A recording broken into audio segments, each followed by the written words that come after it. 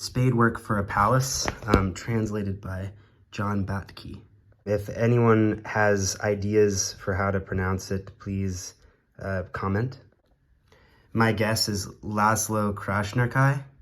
Of the storybook ND books, this is the prettiest one in my opinion. They say, storybook ND, the pleasure of reading a great book from cover to cover in an afternoon. I did not do that with this book. I read it over the course of like a week. Sometimes I would mark my place by putting a little like notch in the rock wall of it. I really admire like just the way paper is folded around the boards on these hardcover books. It's just so admirable. Good job everybody who prints these. This book was sent to me as a gift. As I've said on this channel before, I've received 2 of these Storybook ND books as gifts. If you want to send me another gift, feel free, viewer. Anyway, I didn't think about the subtitle for the whole time I was reading the book. But the subtitle is amazing. And now that I come back to the start with intent to reread this thing, I think I'm really going to use that subtitle to organize my thoughts, which as of now are really scattered and useless, just like all my thoughts offered on this channel. And then here we have the epigraph, reality is no obstacle. You might say that reality is nothing to resist. You don't need to resist reality like you need to resist the impulse to draw blob-like shapes, for instance. I never understand anything I read. That's why I often prefer to read things where understanding it is out of the question. But in the case of books like this one, there is no further advance to be made toward a full understanding beyond a certain point. Of course, a path of understanding exists, but you may advance unobstructed only a certain distance. Then comes a point where you can go no further, where you would have to make an acrobatic leap to arrive at perfect understanding. You know, a difficult leap. So let me go on to what I was going to say. You know, it's like the epigraph says, reality is no obstacle. And the geography and geology, or the geology of that our cities are built on, is not an obstacle either. I liked this page where the rock of Manhattan was described, and it does kind of feel like this kind of white whale of rock jutting out of the world or something, like this formidable cliff, you know. It's kind of rough and jagged, but nothing to be resisted, something to be embraced and always remembered. And now I get to like kind of the most interesting kind of intertextual thing I thought about was this book, In Suspect Terrain by John McPhee, which I got in Manhattan last year and started to read, but didn't really, it didn't get more than 60 pages into. I loved it so much, and it was another book that was kind of about Manhattan as a rock, you know, the scientist that's followed here. The scientist in this book, Anita Harris. She says so many cool things about the rock that New York City is built on. The beach itself with its erratic sands. Big boulders from the New Jersey Palisades are strewn about in Central Park, and more of the same diabase is scattered through Brooklyn. I don't remember what that word means, but wow, talk about end papers. You got to get on your game, New Directions. There's nothing going on with the end papers. I think if you could do something storybooky with here, maybe you could, with this part, maybe you could do like those line drawings like they do for people's buy the book things in the New York Times, and then like do a little design with them so it kind of looks like, you know, like Winnie the Pooh, but it's like Laszlo Krasznarkai's face. Then you would match FSG's 1980s end papers game. I know that this is actually, I think this is actually drawn by John McPhee. Anyway, that was an intertextual thought I had. This book that you may have seen in the background is just something weird that was recently found in a little free library. I don't expect that anyone's read that. For those of you who don't know what this book's about, it's about this frustrated librarian who has flat feet and plantar fasciitis, and thinks that libraries should just be these big obelisks, these big monuments where you can't get inside of, and you can't go look at any of the books, and no book you're looking for can be found, and it's all knowledge just kind of tucked away. It's this palace that the speaker of the book kind of fantasizes about being a keeper of. And the other big plot point is that his name is Herman Melville. And he's finally diving into what Herman Melville is after hearing about him for a long time. And this is making him think a lot more about both Herman Melville and also Malcolm Lowry and this person, Lebbeus Woods, who did this drawing on the cover. I love that the drawing on the cover is tied into the text. That's really cool. That's so cool.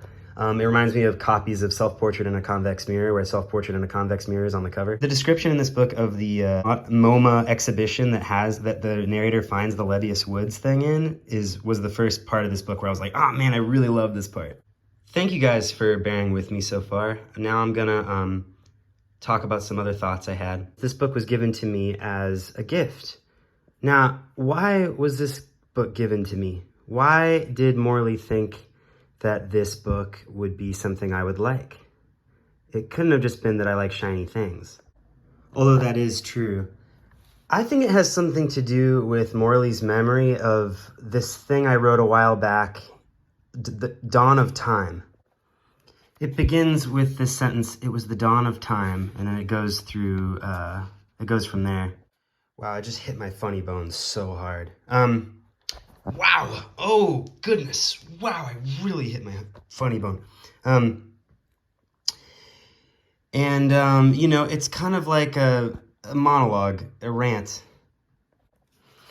But I think what inspired me to do it was Robert Walser, and not the Walser of Jakob von Gunthen, not even the Walser of Selected Stories that has things like, you know, Trousers or the Job Application or The Walk or things like that. But the Robert Walser of Microscripts. And this book was also given to me as a gift, but it was a book that I already loved before I got it as a gift. Do you guys know about this book? It's got the pieces of paper that Robert Walser wrote the microscripts on and also pictures of the microscripts themselves. Look at how absolutely beautiful that is. This is one of my favorite books ever. And it contains long paragraphs where they're kind of strung together. They're not all strung together with commas like Krasznokai's thoughts are. But they have a similar kind of linear progression into a state of mind that's somehow removed from a normal state of mind. It's not necessarily like a madness. It could be just an oversensitivity. You could start there and then specify what the state of mind is, but it's an extremely attractive state of mind to approach, I think, a blank page with. I'm really not doing justice to my love of this book. It's the frame of mind I like to be in when I take an empty memo book and then turn it into like a memo book long practice session and write just kind of a long piece of writing there. So I think that's the lineage, that's the train of thought that leads somebody to be like, oh my gosh, I gotta get this book for Neil. Shout out also to The Burrow by Kafka for being probably related. Yeah, there's this kind of strung together thing, and then there's this kind of strung together thing. And I don't mean that to say that they're flimsy. I just mean that to say that they have a thread. They feel woven of continuous strands of thought. I actually haven't read this book yet, but of course I'm just saying again on this channel that I need to. This might be a little weird, but while I was reading this kind of, rant-like internal book, I was reminded of what I love about The Catcher in the Rye. And I was like, as always, I was like, I bet I could get a lot out of going back to the candor of these books and seeing what new things it allows me to say, given that I've lived longer. So far I've talked about a little bit about the physical object of the book. I've talked about a couple of, like an intertextual thing that I saw and really liked. I highlighted a passage I really like, and I've talked about kind of why I think I was given this book. And now I want to talk about kind of the Melville-iness of it. I haven't read as much Melville as I should have read. I really loved this this Elizabeth Hardwick book on Herman Melville, but blasphemy of blasphemies, I haven't read Moby Dick cover to cover. Though I have looked at a lot of this Portable Melville, a book that I really like, and I recently listened to the audiobook of Typee in full and absolutely loved it.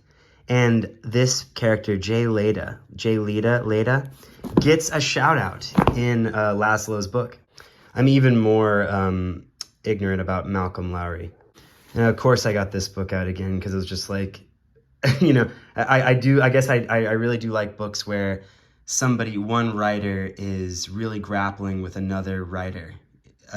It could be cool to see it go the other way. Have a book written from the perspective of a great writer who's annoyed at a little guy like me or something, rather than the other way around, the kind of little character, pathetic character, looking at the big ones and having lots of thoughts swirl around the monument. It might be interesting to just have like the monument descend on the small point of the person that it's annoyed by and then shatter across the ground. I also want to say thank you to everyone who has subscribed to the channel. The last video on time to keep silence kind of blew up and I got like 80 subscribers from it. Thank you all so much, and enjoy how dumb I am. And happy reading, everybody.